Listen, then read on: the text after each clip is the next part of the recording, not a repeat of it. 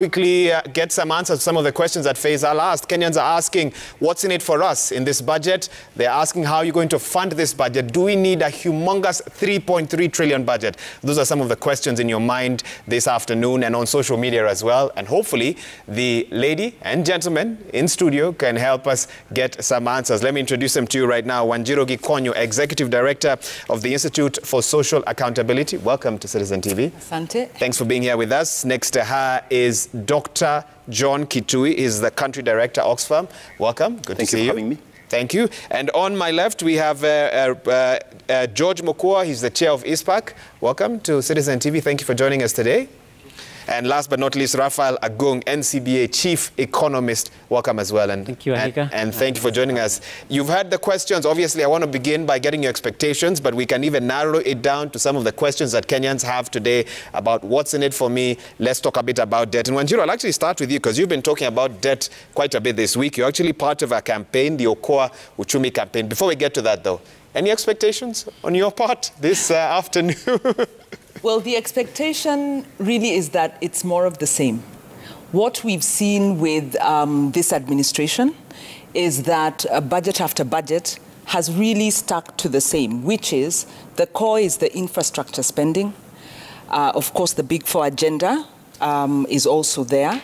And then there are a lot of what I'd say very pretty narratives. So the pretty narratives and where the money goes don't always coincide. So whereas we are facing high pending bills, whereas we are talking about high cost of living, I think the main interest of the administration is to continue with its large infrastructure projects. And that, I think, is also where the pain is for Kenyans. Is there something that we are not seeing? And I'll also ask it to the economist as well, in that in a time when there is a drought, and the time when fuel prices are a great concern and fuel availability, that a government still prioritizes infrastructure. I don't know. Is there something we're not seeing, we're not aware of? The Parliamentary Budget Office, the Budget and Appropriations Committee of the National Assembly asked the same question, because they actually noted that despite the reality on the ground, prevailing circumstances. Right. Our analysis is, of course, their interests. What are the interests around the projects? And our analysis, when you follow the trail, is we are looking at budgeted corruption. Edward Ouko talked about this before he left office, where he said projects were parachuted into the budget for the express purpose of stealing. Now, not all of them, but a number of the big ones are riddled with corruption concerns. And of course, then you get into contracts.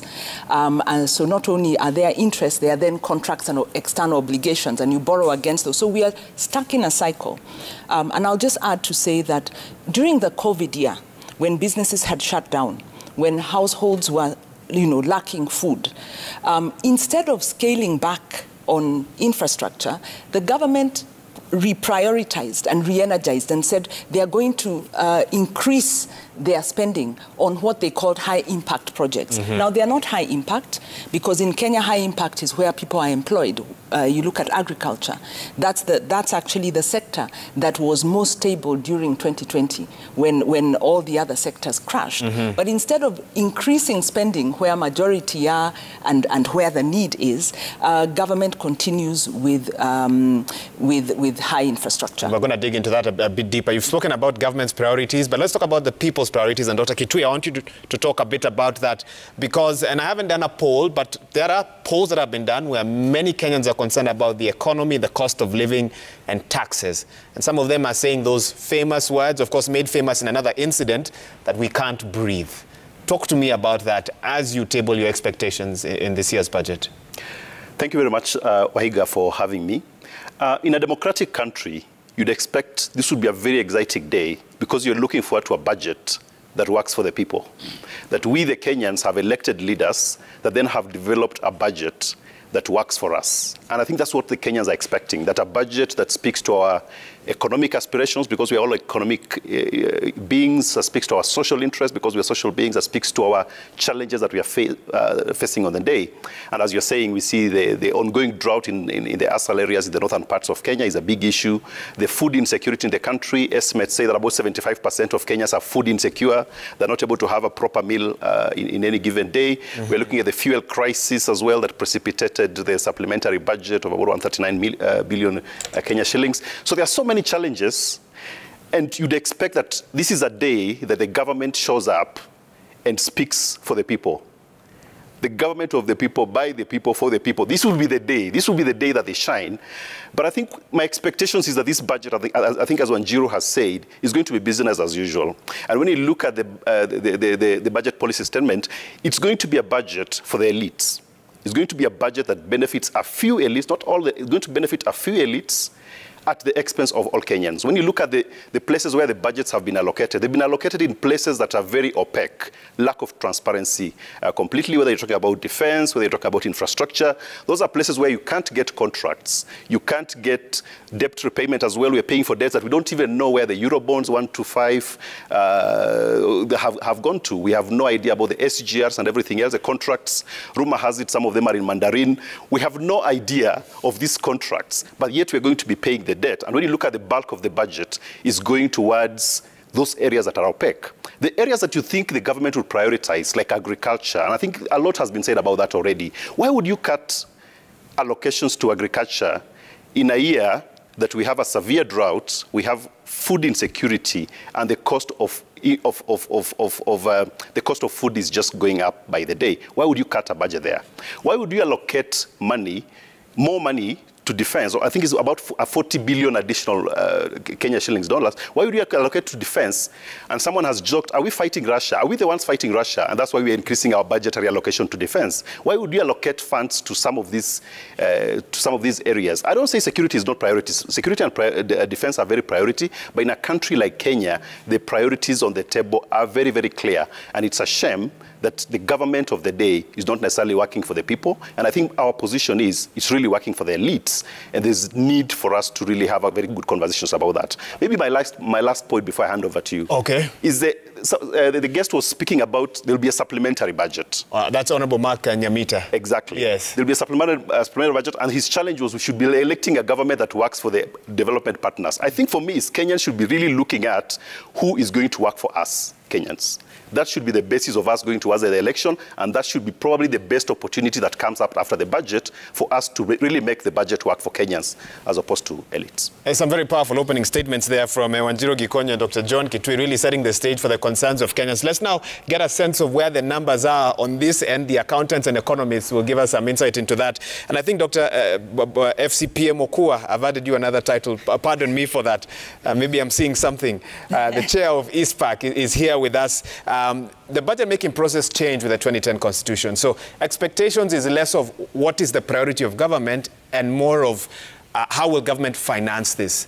You've looked at the budget policy statement. You've probably read the Budget Accounts Committee reports and so forth. What stood out for you in the 2022-2023 budget, whether or not a new government will change it as soon as they get into office? What stood out for you? Yeah, thank you so much, Waiga.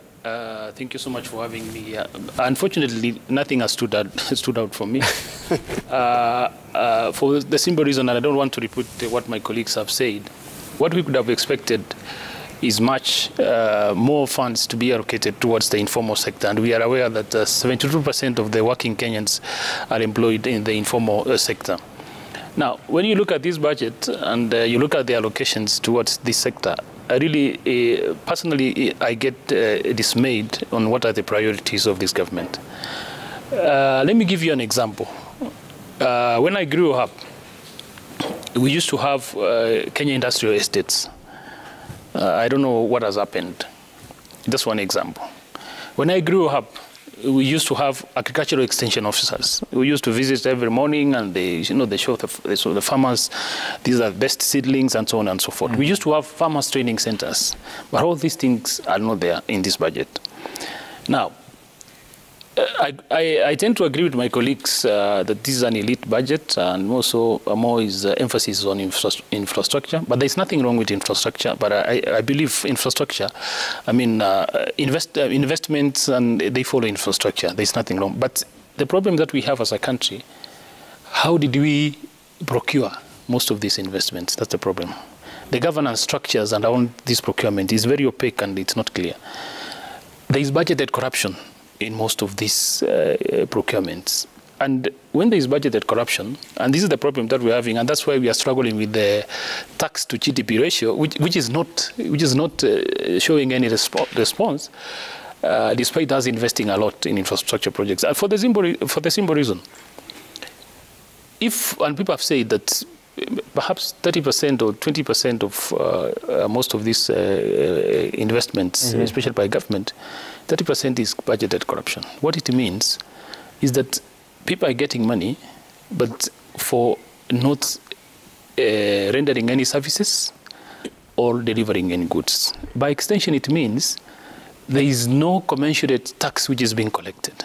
And that's why we are struggling with our tax to GDP ratio. It's never going up, despite the efforts and so on and so forth, that up to an extent that KRA is now on the neck of all Kenyans, closing bank accounts and so on and so forth, in trying to raise more revenue to support the budget. And therefore, I don't expect anything much. Of course, it's a last budget for the current administration, and therefore they will continue with to finance the projects which they started. And I don't know what is going to happen to the next, but of course, these projects must be completed. These projects must be completed. Raphael, even as you come in a sense, there's been quite a bit of doom and gloom from some of my panelists here, and it's the reality of the situation that we find ourselves in. Maybe some of you even spent part of yesterday queuing to get fuel and so forth.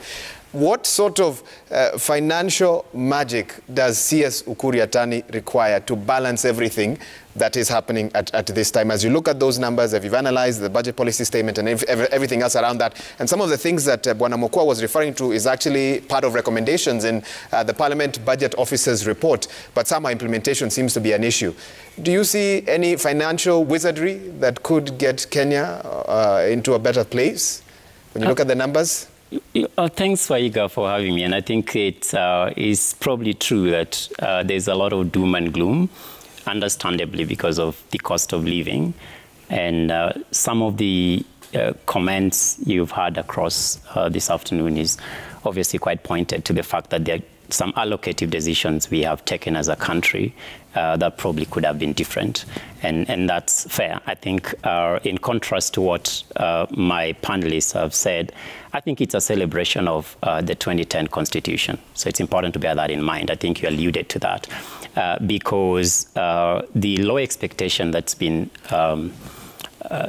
talked about this afternoon is partly because of the fact that we now have a public finance management framework that gives us a very intimate interaction with the budget from very early on in the day. So, for instance, the budget statement today, I would understand why Mokua finds it neither here nor there, because we've interacted with the budget, as it were, substantively since October last year. In actual fact, in today's scenario, it's even a revised budget calendar. So we've had a very happy opportunity to interrogate that. So let me try and contrast the doom and gloom. I think that positivity around the benefits of the 2010 Constitution, principles of public finance, when Jiro spoke very eloquently about whether or not the infrastructure-led growth model was the appropriate or is the appropriate one for the country. I think part of that transparency or that discussion is a celebration of our democratic process. So in a slight contrast to the conversation here, I'm actually pretty pleased that we are having to voice all this, not regarding the fact that I don't want to be insensitive to the pain that's going through. So if you look at what's been put out there, it's obvious, and I think, again, Wanjiro did point this out very clearly, there is a huge debt problem within the context of a very difficult resource envelope, pretty constrained. So hence your question, what's the magic? We have a revenue priority, and we have a revenue problem that's almost feeding back directly to the very decision we have to make today. So should we invest in infrastructure for schools? Or should we expand our bed capacity? The question is that at every point in time, any country will have an developing countries will have an infrastructure deficit. So I don't think the expenditure on infrastructure is necessarily wrong. The question is, how do you allocate that within the context of your resource constraints? And more importantly, how do you grow the resource envelope, as it were, to allow you to meet all these development and recurrent expenditure priorities that you have.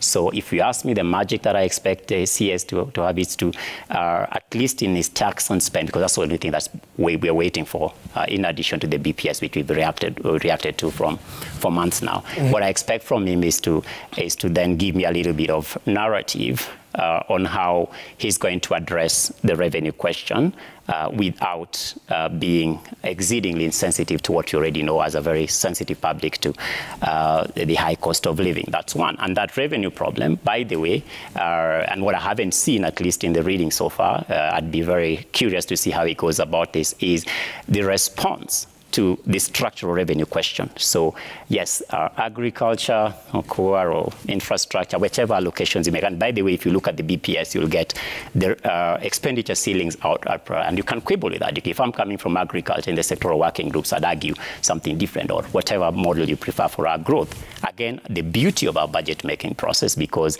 we are debating our values as a society. Would we rather have an expressway looking beautiful for the few? I've heard the word elite. Forget the contradiction that is the elite that are sitting here talking. But should we have that beautiful thing there, or should we have the people on the lower end of the scale getting more allocation? And that's the beauty of the budget making process. We are debating our values. We are making choices for ourselves. If you look at the principles outlined in the Constitution, very clear, including intergenerational equity. So for me, I see a very slow but very steady progress towards the kind of society we want to craft.